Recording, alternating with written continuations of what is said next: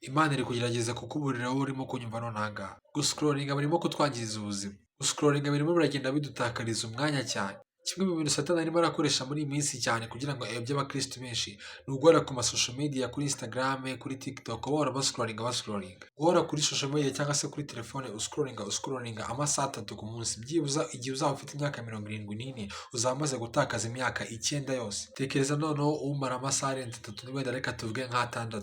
Uwo nguwo we noneho ku myaka 74 azaba amaze gutakaza imyaka 27 azaba yaramaze ari kugenda scrollinga gusa, nta kindi kintu iyo myaka yayimajije.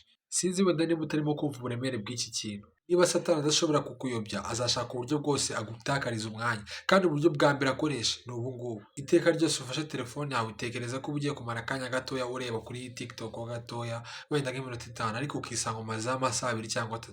Ibyo ni ibintu Satani aba yipangiye gake gake kugira ngo akuyobye, atume nyine umara amasaha menshi, utakaza amasaha menshi, hari ibindi bintu bifitiye akamaro ubuzima bwawe wakabaye wakoze. Hari inkuru yo muri Bibiliya ivuga ukuntu Yesu yari ahagaze ku nyanja y'amazi, abandi bigishwa be bari mu bwato. Noneho Petero aramubwira ati, Mana, niba koko ari wowe umwigisha, mpamagara. Petero nawe ahaguruka mu mazi, ahaguruka mu bwato, akandagira mu mazi, agenda kuri asanga Yesu, nawe biramushobokera kugendera hejuru y'amazi. Ariko akimara gukura amazi kuri Yesu, amaso ye kuri Yesu, atangiye kureba mu mazi, yahise agwa. Bivuze ngo igihe cyose twakuye amaso yacu kuri Yesu, tuzisanga twaguye. Hari ibintu byinshi bizatugusha, ibibazo, depression, ibyaha. Igihe cyose twakuye amaso yacu kuri Yesu, tukayerekeza ku bindi bintu, tugafata umwanya wacu tukawushyira ku bindi bintu aho kuwushyira kuri Yesu, ngo dutumbire Yesu wenyine. Rero hari ikintu kimwe natekereza cyangwa se nakugiraho inama. Ukibyuka mu gitondo, mbere yuko ufata telefone yawe, mbere yuko ugira ikintu na kimwe ukora, fata ako kanya ukibyuka, ubanze uvugane n'Imana, uyisenge, ufate Bibiliya yawe uyisome. Muri make, buri mu gitondo, buri munsi wawe ugitangira, ubanze uvugane n'Imana. Byibuze n'umunsi wawe nujya kurangira nabwo uvugane n'Imana, umunsi utangira unarangira.